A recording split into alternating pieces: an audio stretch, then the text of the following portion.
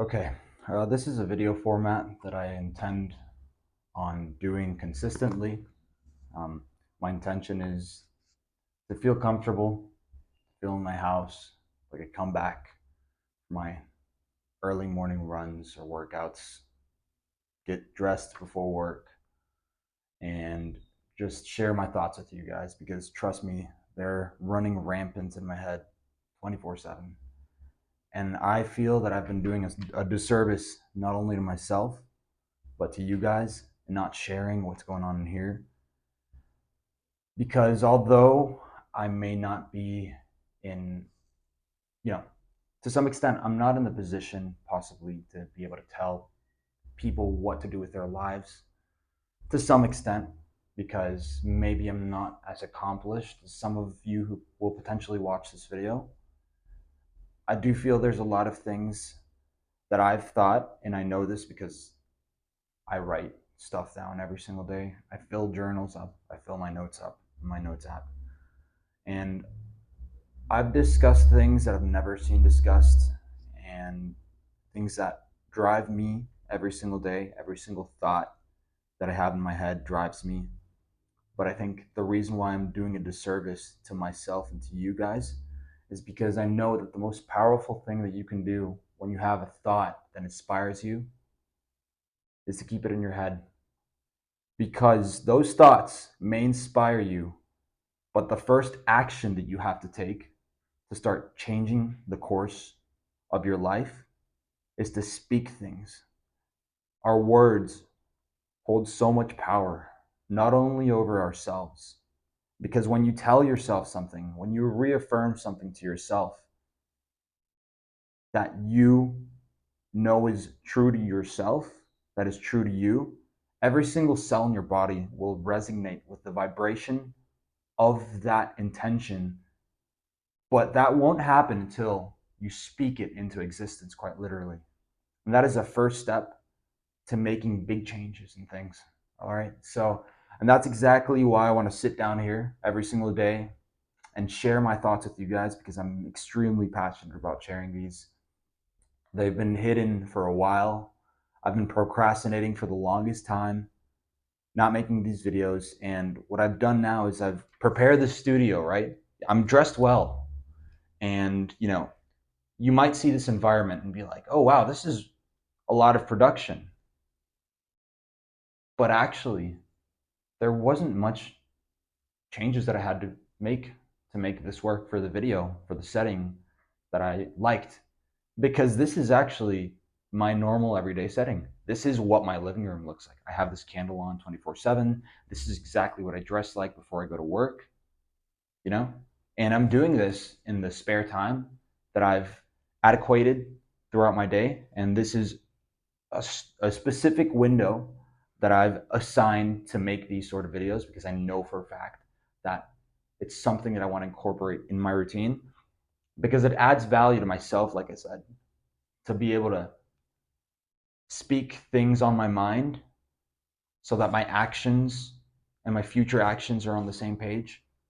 But it also, I know, will provide value to you guys because, like I said, I think, and I, no, I don't think, sorry, I know 100% in this channel and what's waiting for us, what's waiting for you, what's waiting for me, are thoughts that you will never hear anyone else say. Because one thing that I've realized is that sometimes if you're not the first one to say something, other people will say it. And I have no problem with people taking my ideas, right? I have no problem with people saying the same things that I've been saying. The issue is that in life you want to claim responsibility to your things. And if you hear other people saying things that you've been saying for a while, then you start to attribute, you start attributing the fact that you led to that you concluded that to them. But in reality, as we should take responsibility for our own lives and everything that we do, we should also at the same time give ourselves credit for what we say and what we believe. And the only way that you're going to know if that thought is yours, if it's part of your way of thinking, if it's part of your wisdom, is by speaking it, right? And so once again, I'm reaffirming here, I'm telling you guys, what I'm doing is I am finally revealing everything that is in my mind that has been true to me, that I believe can help you, and to once again bring it into existence, and for me to take credibility for all these thoughts that I've had for such a long time, but have been procrastinating to get across to you guys. Now, the thing that has changed here, and the reason why I'm now in the optimal place to be able to tell you these things, isn't necessarily because I'm doing a great job or whatever, but it's because I now have the confidence. The way that I speak, the way that I present myself isn't something that I had until I made one drastic change. It's a sequence of events, and I'm going to get into that in some later videos, which I'm really excited to make. But I think the change in my routine, the fact that I've been trying to actively make my life harder, is in turn making me more competent. Because any challenge that I put to myself now is a challenge that far exceeds the expectations of accomplishment that I had for myself before I started being hard on myself. But as soon as I put a crazy fucking challenge and was like, I'm going to try to fucking beat that challenge.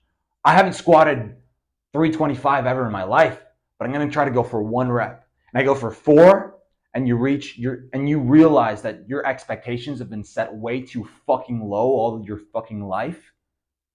That's what motivates me. And that's what should motivate you, is that you have more potential in you than you think. And that's what pisses me off, right? Is that all I had to do was set my expectations higher and be harder on myself to reveal that potential that I've had stored in me all this fucking time. So I've been procrastinating by going easy on myself. And as soon as I was like, you know what, screw this, I'm going to make things hard just because, is the day that my life got way better. And I swear the people around me were the first ones to notice, Mike, something's changed in you. The way you speak, the way you present yourself. A basic phone call with someone talking to me for 1 minute, and they have an observation about a change in my character, is simply because it wasn't a change necessarily in my character. It's a change in my character that's been realized, but it's a character that I've had inside of me, but I've repressed all this time with procrastination and an easy life. But now I'm bringing to the light, and I'm realizing the person who I've been all along, but because I haven't been setting the expectations high to bring myself to reach that potential, I had never had an idea what I was capable of. And the best thing when you start heading that direction is that you realize that you might have had some potential, but as soon as you start realizing that potential, you realize you have even more potential. It's an exponential growth. So, once again, I want to reemphasize and reiterate, I feel it's a duty to get my message across to you guys. It's been extremely helpful to me. I think the character transformation that I've seen in such a short period of time is reflected even in the change of my environment. Things around me have gotten better. Relationships around me have gotten better. People are looking up to me more with more respect. And most importantly, I respect myself. That is the most important thing, because I didn't have confidence all my life. I didn't have the confidence to speak in front of the camera. That's why I didn't make these videos also. Because I didn't have what it takes, because I did things the easy fucking way. And I knew inside of me, maybe not in words, but I knew that for a long fucking time I was a coward and I was a weakling. But you have to acknowledge that. And you have to be like, the only way out to stop being a fucking loser is to go hard on yourself and do things to prove to yourself that are hard, even if it's something that won't necessarily have a productive effect on your life. You do it just to prove to yourself that you can. You put a high expectation to yourself and hold yourself accountable to it. And when you reach it and you're like, you know what, I might have put a really high expectation to myself, but I actually did it. Competence is what you've just created there. And you're competent. You've just told yourself through action, the most important way that you can tell yourself something, that you are competent. And so therefore, you are not only confident, but you will eventually be certain in your ability to get shit done and get hard things done. And at that point, anything you fucking put your mind to, any vision that you have, will be bridged. It will be bridged, and you will see how to get there. Because if you can set a high expectation for yourself for the smallest things, and you set a high expectation for yourself as a philosophy of your life, and you do hard things that represent that, you will live an amazing fucking life. And I wrote this yesterday. It was in Spanish, but it was something along the lines of, I'm going to say it in Spanish just like it was. So let's see. Let me think. Give me a few seconds here, guys, because I had it in my mind. I wrote it down yesterday. It's a quote that I came up with because I thought about a time where I was with my girlfriend and I was at, it was right after her last day of school or last day of the university, she's about to graduate or whatever. And then one of her teachers, which I have a lot of admiration for because he seems like a really smart guy, he seems like he's done well for himself. But he said something. He was like, the purpose of life is to be happy. And then yesterday at work, I heard my boss say, the purpose of life is to be happy. And I'm like, the purpose of life isn't to be happy. The purpose of life is to be satisfied, and that's different. And in Spanish, the quote that I wrote down that I now remember is,